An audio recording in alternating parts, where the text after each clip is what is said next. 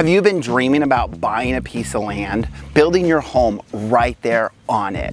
Well, there's a lot you need to know. And there's a lot of mistakes I've seen buyers make when it comes to approaching this. That's right, as a real estate agent right here in the Midlands of South Carolina, Lexington, Columbia, and Lake Murray, I've had a lot of people reach out to me with this exact dream. However, in the end of the day, many ended up just reverting back to finding a resale or new construction from a developer. Why is that? Again, there's a lot of things that people don't take into consideration when it comes to finding land and building that dream home. And I'm gonna talk about that and so much more in this video. We're gonna be diving into the process of buying land, as I have listed and sold a ton of land throughout my career. As well, answering the question, are there neighborhoods that you can actually go buy land and build on? I get asked this a lot. We're gonna talk about utilities.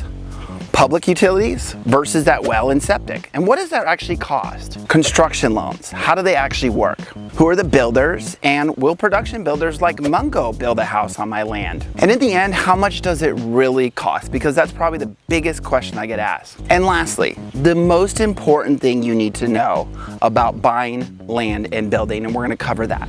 So let's talk about the land. So when it comes to land, there's a lot of variety when it comes to this process, especially because you have a mix of those that were literally just passed off land down through the family, and so the land may not be cleared, simply trees filling the land. They may have never had the property perk tested for a septic tank, and we're going to talk about what that looks like in a little bit. And the big one, they may not have a survey on hand. That's why it's really important to do your homework and due diligence on these properties if you plan to do this. And oftentimes when we write contracts on these, we're writing these extended due diligences and these contingencies to protect you from all these things that can create issues along the way. With that said, I've had many people ask about neighborhoods or subdivisions where they sell off lots. Apparently this is common in some other areas. And typically, we are not seeing this in your traditional subdivisions or neighborhood. There have been some lake neighborhoods that have actually done this though in recent times, places like Stewart's Landing and Whitewater Landing I've talked about in the past. We as well have seen where a piece of land, larger chunk, may be subdivided into multiple parcels that are sold off. So you have, call it 8 to 10 homes in this one parcel that got subdivided off. But I really haven't seen those traditional neighborhoods or subdivision in recent times, at least, where they sell off the lots for you to custom build there. Now, many years ago, there were a handful of neighborhoods that were built like this. And to be 100% honest, through the years, there's actually still lots available in some of these neighborhoods. There were neighborhoods like Governor's Grant and others. But to be 100% honest, I've showed many of these multiple times throughout the year, and you quickly realize why, after all these years of those established neighborhood, why it never sold. Typically, it's because the land is just not easy to build on.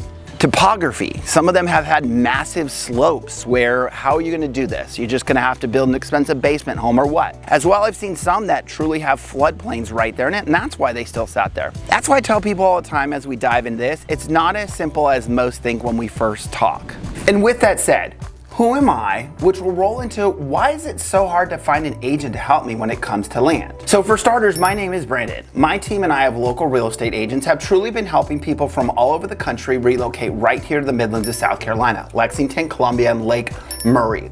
So don't hesitate to reach out. That way you don't have to go at this alone. But let me be frank when it comes to land. As an agent, to be 100% honest, we actually lose money on helping buyers with land. That is unless that buyer pays us directly or retainer fee to help them through the process. Because as you're well aware, this is a commission-based job, and land does not typically raise their commission simply because of that lower price point. They may pay the listing agent a little bit more, but if you come down and you decide to pick out, let's call it a $25,000 piece of land, and I'm gonna talk about average prices later on, I'm likely to get paid around $750. For those that are not aware, we don't get to keep our entire commission checks. We typically have a brokerage and other fees that we have to pay.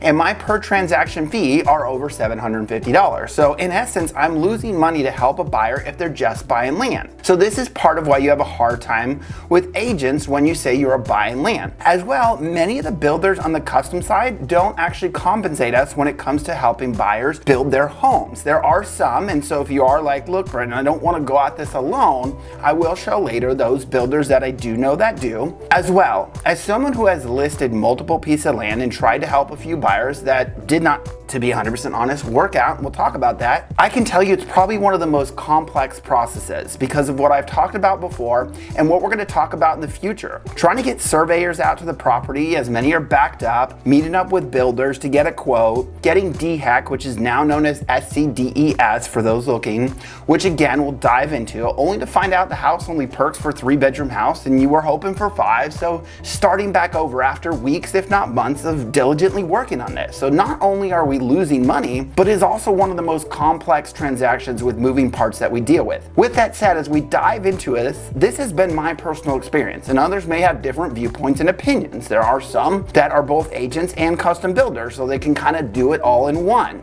But I'm open to learning more. So if you work for one of these companies, these builders, by all means, let's get connected so I can have more resources and information for the viewers out there like you and my buyers. But in the end of the day, if you do decide to approach this by yourself and not have an agent involved, I want to inform you because again, because of some of these complexities, I don't want you to end up regretting your decision because I've heard so many call me that were selling their land because they just were uninformed going through the process. So let's dive into this.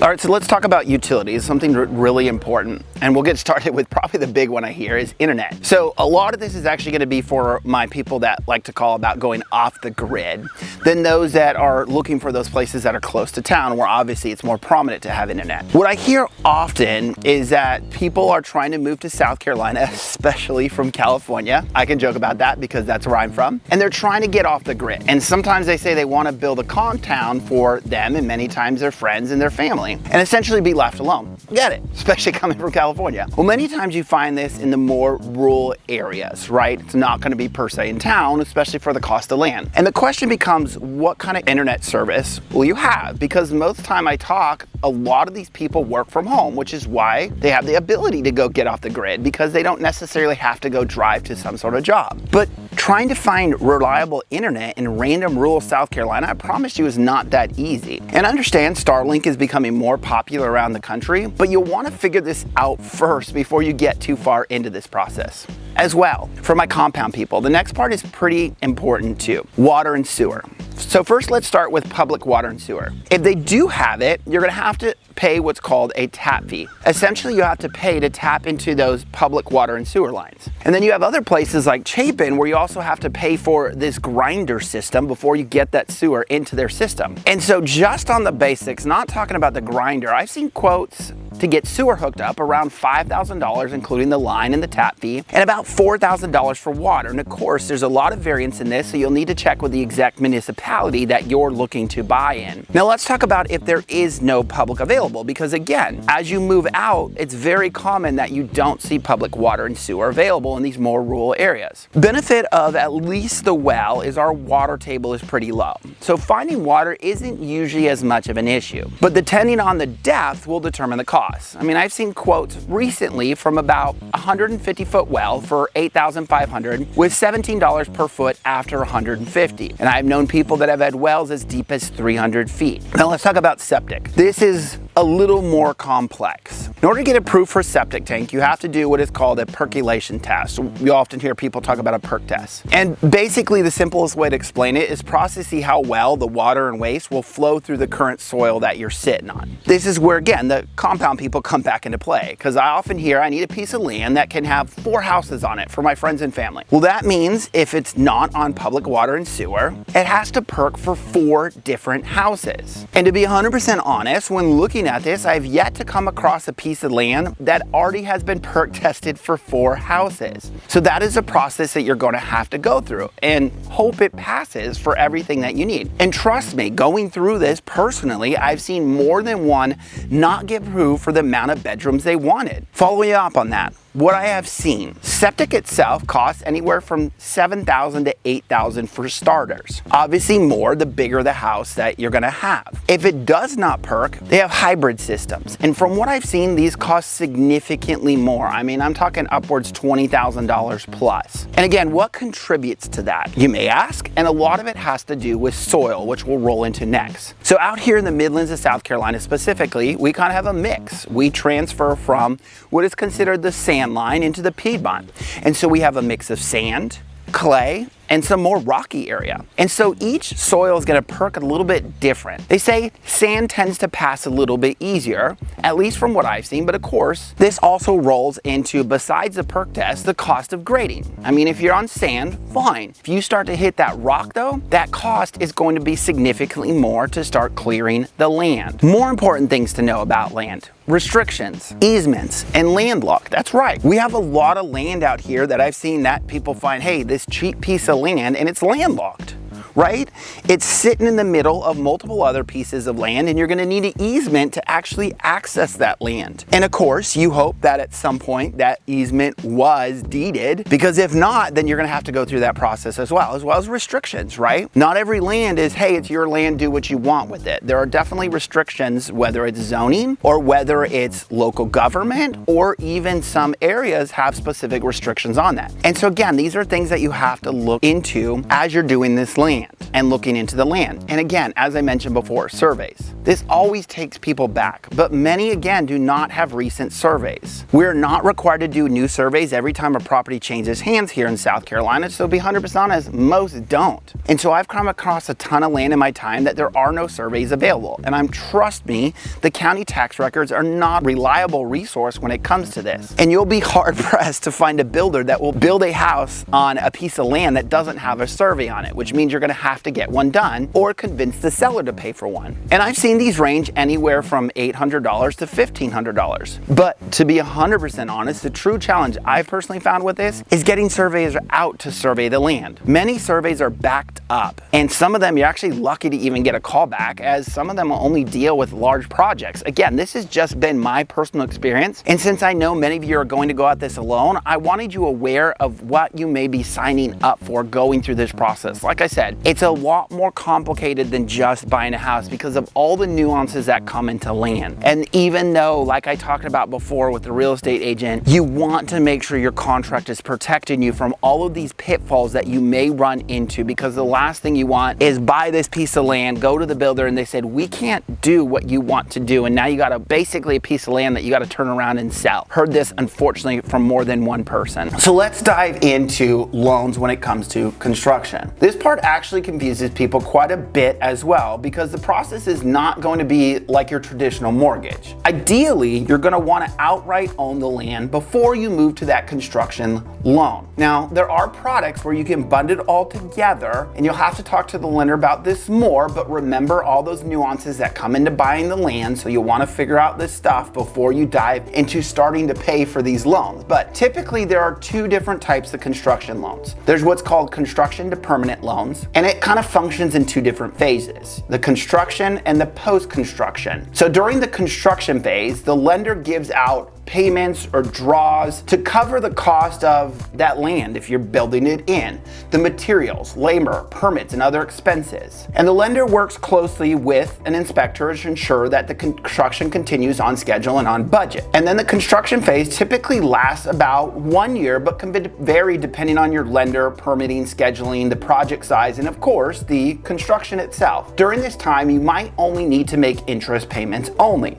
Now, once construction is complete, the loan converts into a traditional mortgage, and you'll start repaying the mortgage principal and interest at that point. These typically have higher down payments, and keep in mind, if the project goes over budget, and just to be 100% honest, most do, that loan amount you initially signed up for might not cover it. So in this case, you're going to either A, have to pay out of pocket, or try and get another loan to cover the additional cost. There's also your traditional construction loans. A construction-only loan provides the funds necessary to build the home, but the buyer is responsible for repaying the loan in full at maturity, typically 1 year or less, once that home is done, and you can settle that debt in cash or by obtaining a mortgage to pay it off at that point. The advantage of this approach is you might get better terms with the new mortgage. Still, construction-only loans can ultimately be costlier than construction to permanent loans that we talked about because you complete 2 separate loan transactions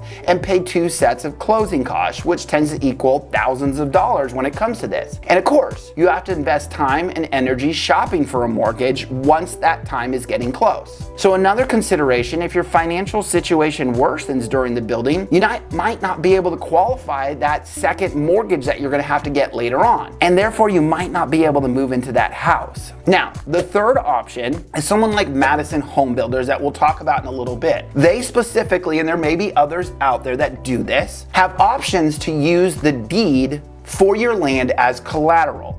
Essentially, if you outright own the land, you hand that deed over to them, they then build your house, and your mortgage is only due at the time of completion. They can do this because if you don't end up moving forward, they now have the rights to sell this property to get back their money. Now again, you have to get approved for this, so you'll need to talk to them to learn the details of how this works and how you can get approved for it. All right, so let's talk about what land actually costs in the area to give you an idea as you dive into this, because this is also something that a lot of people get confused about. They have a lot of assumptions of what land may cost simply because they're on real estate websites and they see land, but like I talked about prior, some of this land may not be in the condition that you're hoping for. And so I'm going to give you an idea. And so I broke this down by counties, and I selected the area zoned for either residential or simply acreage. I did remove any commercial zoning, as obviously this price point is completely different and sometimes excessively higher. Of course, the acreage ones could be eventually rezoned for residential development or commercial, but at least it gives you a good idea. Keep in mind, as we spoke about earlier, some of these may have the land cleared, others may not. Some may have permits and perk for septic, others may not. A lot of times these things can impact the value of the land. So when I talk about the average price, take this into consideration of the variances between these. So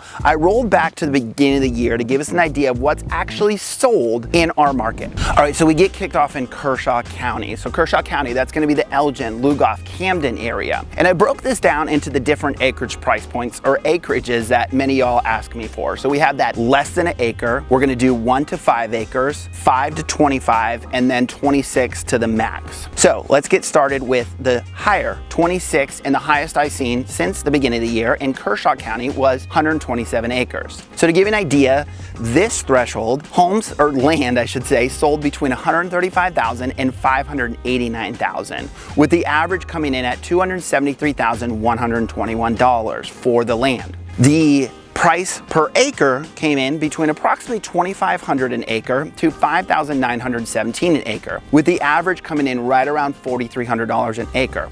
Obviously, this will go up as that acreage drops. So next we roll into the 6 acres to the 25 acre category. So what we saw was from 40,000 up to 417,910, with the average coming in approximately 100,000. Came in at approximately 4,000 an acre up to 25,000 an acre, and the average was right around 10,000 an acre. Next we roll into the 1 acre to 5 acre category. What we saw was acreage selling from 10,000 to 175,000. Came in an average of approximately 57,702. Came in at approximately 8,000 an acre to approximately 143,000 an acre, with that average piece of land coming in an average of 20,607 an acre. Now let's roll into the less than 1 acre category. So that came in from 4,000 to 46,400, with the average piece of land less than an acre in Kershaw County at 20,953. We're not gonna do price per acre because obviously it's less than an acre, and so those numbers just kind of seem out of whack. Either way, let's roll into Richland County. And as we roll into Richland County and Lexington County, we're gonna do those pieces of land off Lake Murray. I will dive into the end about Lake Murray and their pricing, but let's get kicked off with those off the lake. So we get started in that 26, and their highest was 175 acres. And those sold from 270,000 up to 3 million.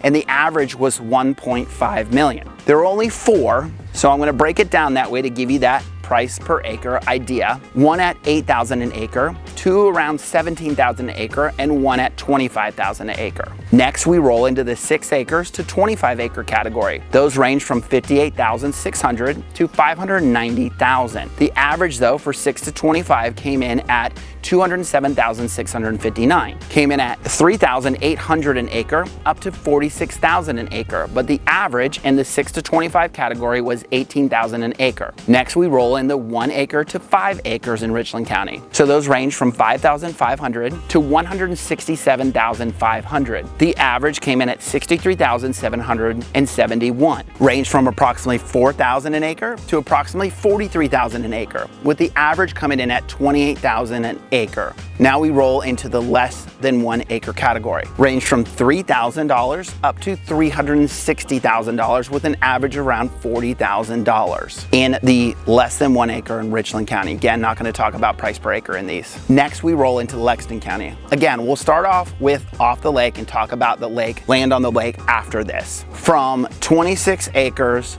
topped off to at 277 acres in Lexington County. Those prices range from $160,000 up to $3 million, but the average came in at $742,000 in Lexington County. They range from $3,000 an acre up to approximately $28,000 an acre, with the average coming in at $8,830 per acre. Again, as the acreage drops, you'll see this jump. From 6 to 25 acres, we saw $50,000 to $1.55 million, with the average coming in at $204,000. Range from $6,400 an acre up to $96,500 an acre, with the average coming at $17.5 thousand per acre. Next, we roll into 1 to 5 acres. This ranged from $10,000 to $300,000, but the average on 1 to 5 acres in Lexington County came in at $76,000. Came in as low as $3,500 an acre up to $156,000 an acre, with the average coming in at $32,000. Then we have the less than 1 acre right here in Lexington County. What we saw was from $5,000 up to $124,900, but the average piece of land less than an acre in Lexington County came in at $45,710. So what did you think? Is it more than what you expected?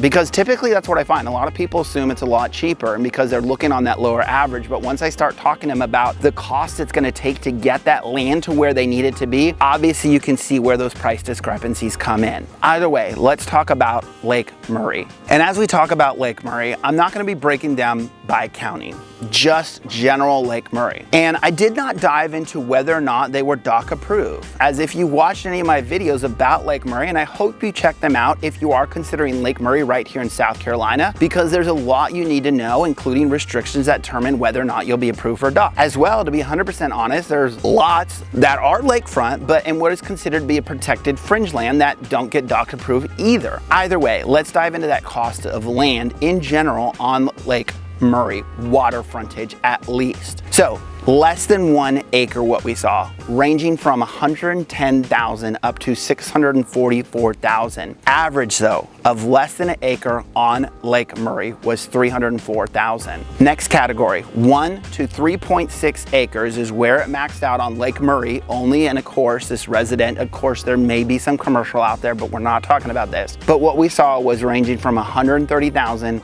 up to $2.1 million, with the average coming in on Lake Murray over 1 acre at approximately $443,000. Give you an idea, all on Lake Murray, because it wasn't a massive discrepancy of how far that acreage was, came in at $64,000 an acre up to over $1.1 million an acre. But that average came in at $387,000 an acre on Lake Murray. Again, is that what you thought it was gonna be? Does your budget match reality? Because we gotta talk about the home cost too, right? Now let's talk about the actual cost to build. Now, I will say I do not work or represent any of these builders I'm talking about. I've just had interactions with them through the years of doing this. And again, if you're a local builder that does work with agents and wants to connect, by all means, I'm happy to provide as many resources as I can for my buyers so they can ultimately make that best decision. So first question, is the price fixed or variable? And this is something you're gonna have to ask up front. So many of the costs are an estimate of when you start. And of course, the price for lumber, light fixtures, other things may go up. So your costs may raise before you actually finish your home. Others have a lock-in price and essentially build in a little bit of a cushion, and if it does go over, they end up eating the cost differences. Again, these are questions you need to ask. The more custom you get, the less likely you're gonna see where they're gonna eat those costs, and this is gonna be on you. And it's always been said, assume an extra 20% buffer, if not more, for cost increases and hiccups along the way, because I promise you, they will come. Most people do not hit budget. Now, when it comes to getting quotes, some of them have right there on their sites. Others, you get to meet with them, price it out, and they'll quote you right in the office. Others will want a deposit to do a site survey before even quoting out the house, and we'll talk about why that is later. And keep in mind, some of the quotes you see online are just for the house. So you gotta take into consideration if you're gonna add either crush and run, a concrete driveway, are you gonna have landscaping and irrigation, and all the other costs associated outside of just the house itself. So let's start with the first company I've had interactions with, Build on Your Land. So from what I understand with them, they have multiple plans out there that you can pick from, and they're not gonna allow you to do any structural changes. There are some finishing options, and this is gonna be very similar to like your production new construction builders. And to be 100% honest, I believe it is a spin-off of a production builder too, and we'll talk about that. So base pricing you can find on their site. They will then do a site survey to determine if the land is suitable for your build, and if there's gonna be any extra costs that will be needed due to that land. This is one that actually does compensate us if we do bring a buyer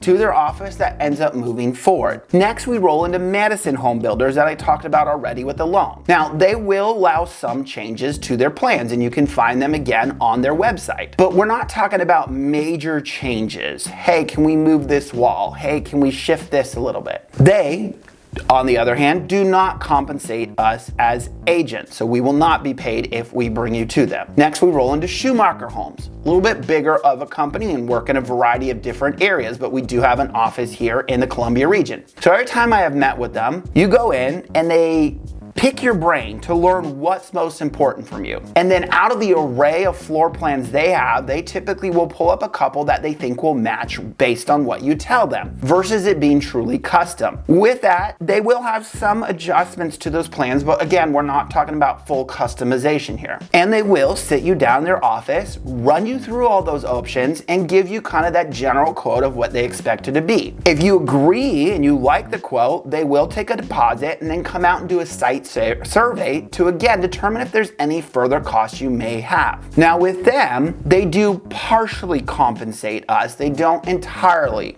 Next, we roll to Epic Homes. So every time my clients have had a discussion with them, they want you to have that land already, and they want to do a site survey before rolling into quotes for the house. And they do require a deposit in order to do this. This is another one that does compensate us if we bring a buyer. Again, going back to the site survey, the reasoning is actually very valid. Of course, without knowing the land, the topography, and what needs to be done, does it perk for how much sewer you need for the adequate bedrooms, bathrooms, all of that, it's really hard to give a true quote and know if that home can even be built on that land. That's right. A lot of times the land just does not work out for either the footprint of the house, the size of the house, or so many other variances that people want to do. Outside of that, of course, you have smaller full custom builders like Blythe Homes, Magnolia Homes, and a ton more. As mentioned, most buyers are meeting with these people, these builders on their own. We are rarely involved in these meetings. So that's why I personally cannot share experiences directly with them. And again, most of them will not pay us to represent the buyers, which is hence the reason that we're usually not involved in these. Now, one of the biggest questions is, will builders like Mungo or Stanley Martin, those production builders, build a home on your lot if you own a piece of land? Now, to be 100% honest, some of the production builders used to do this, but most men went away either right before, well,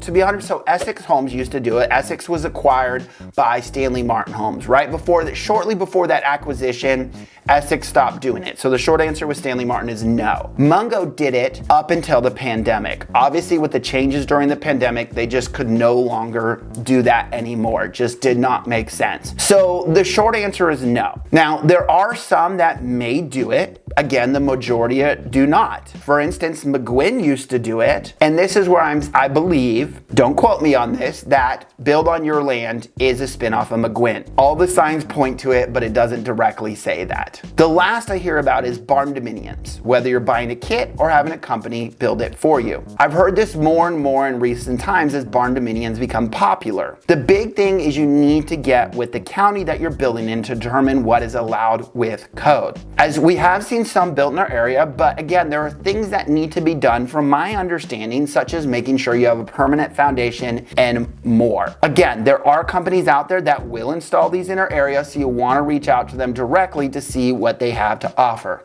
Either way, pricing. So I've seen pricing per square foot to build anywhere from $89 to $220 and up. And just being honest, as I mentioned, I've not sat down with custom builders, so this may go much higher, especially as you add in fees for an architect and engineer to work up those custom plans. And remember, this does not include the land. This is just talking about the house itself. And keep in mind, I tell people all the time, the first floor is always the most expensive to build because of the foundation. So those single-story ranch plans are going to be the higher price per square foot, not the $89 plan, which was a 2-story plan. All right, so I got another pricing update from a builder hot off the press. That's right, literally just got this in my inbox. It's going to be from National Home Builders.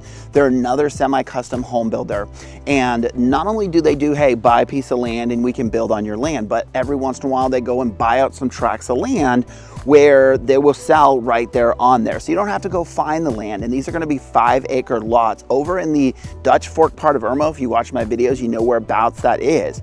Either way, they are a semi-custom builder as mentioned. And what they say is they have over 170 floor plans to pick from, whether you're looking for that farmhouse style, tiny homes, or more traditional. And you pick your favorite floor plan. You know, there may be some options to adjust in there. And then of course your design options. You're talking about changing your cabinet colors, floor colors, and all those things. Either way, over in the Irmo area, that neighborhood they're talking about, they said it's going to be 5-acre lots. Now, pricing, to give you an idea, they say the base price comes in at $450,000, and that's for a 1,400 square foot house. Of course, you got to think those upgrades you're going to add in there. When we used to do build jobs back with the production builders, if it was like a $400,000 house, we'd expect at least on average $40,000 in upgrades. So keep that in mind, because they said the average they're expecting in this neighborhood is going to be between $700,000 and $900,000. Again, non-HOA neighborhood, 5-acre lots over in the Dutch Fork part of Irmo, and that's going to be, again, National Home Builders. So, can you build under $400,000? This is something I get asked quite often. Possibly. But to give you an idea, Build on Your Land's lowest budget home is 1,241 square foot home for $162,900. Madison's lowest price homes are 1,488 square feet homes starting at $239,300. Keep in mind, there's going to be vinyl siding, no upgrades, and no garages included. This does not include your cost for septic, well, those public taps, I should say, not tax. Tax is important, but so on some cheap land that isn't going to take much prep, maybe. But many times I see this much higher in price, as typically that land needs more prep than expected. People tend to want upgrades if they are building a house. They tend to want irrigation, a driveway, and so much more, which rolls us into the most important thing to know if you decide to build a house. Doing this for yourself. Again, because of the cost of land, the cost to build, it's not easy for you to turn around and get your value back. You're not gonna be able to flip this house by any sense of the means. You're gonna be 100% honest, overpaying over developers and most resales. I mean, it's kind of similar to like buying at Costco versus buying from the most expensive store in town, because again, the developers are doing this on mass scale, so their cost is much cheaper than what you're going to pay to try and do this yourself. And I'm going to break down the numbers so you don't just think that this is my opinion of it. So for reference, the average price per square foot in Lexington County under an acre on single family homes since January was $142 per square foot. So with an average cost of land at $45,710 and the average price per square foot to build around $150 a square foot, you are already over the average for the area when you're building. And that doesn't include those extras that we talk about that may come into play with that land, because again, remember, we're talking about the average piece of land that may not be prepped for what you need. And again, if you're like, well, yeah, right, Brandon, but they have these $89 a square foot plan. So once you add in that average piece of land, you're about $100 a square foot. Again, if there's no prep work and there's no extras added on, which is not likely. But if we're talking about that, and we go back to similar square footage of that $89 a square foot plan, pre-built homes come in around $125 a square foot. And of course, from what I've seen, we'll have more upgrades on average than that base price of $89 a square foot. So by the time you add in all your upgrades and site prep, again, you're most likely gonna be over the average for the area. And this is especially true in those neighborhoods we talked about. Every time I have taken someone out and priced it out with buyers in those neighborhoods, the cost is well above the neighborhood average. Again, and this is okay, especially if this is your forever home. For the people that this is truly, we always joke in real estate that our job is to sell people their forever home every 3 to 5 years. But if it truly is your forever home, then that's okay, right? You're doing it for yourself. And again, if I'm being 100% honest, the reason I have not gone through this entire process is I've had multiple people that have started pursuing this route and ended up switching directions just because it didn't make sense. Are there people out there that custom build? Absolutely. And as mentioned many of the times, I just may not be involved in that process because of the way it is usually ran. And so that's why I say, I'm not here to ruin your dream, just trying to give you the reality to, unfortunately, people I've had that drive down here with these hopes and or fly out with these hopes and dreams. And unfortunately, once the numbers came on the table, essentially their dreams were ruined. It's not what they originally perceived it to be. And that's why I've told people time and time again, my goal on here is not to convince you. My goal is to simply share the facts. And if you do decide that this is a route you want to go, by all means, I am happy to help. But I want to paint the full picture because I don't want to see you waste your time or waste your money if this isn't the reality of what you were hoping it was going to be.